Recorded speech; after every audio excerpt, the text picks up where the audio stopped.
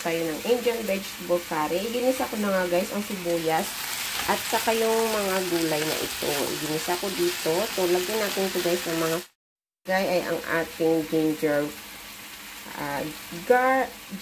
powder.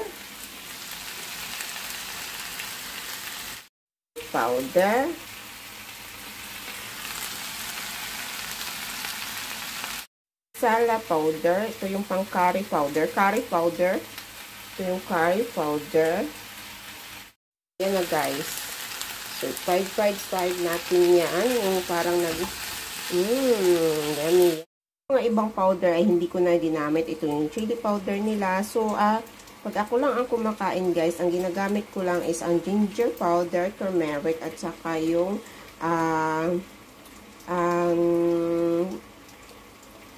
curry powder. So, hindi ko alam ang mga ito guys. Ito naman ay, ano rin to guys, chili powder din to. Ito yung maanghang na chili at saka ito yung hindi maanghang na chili. Parang ano lang siya.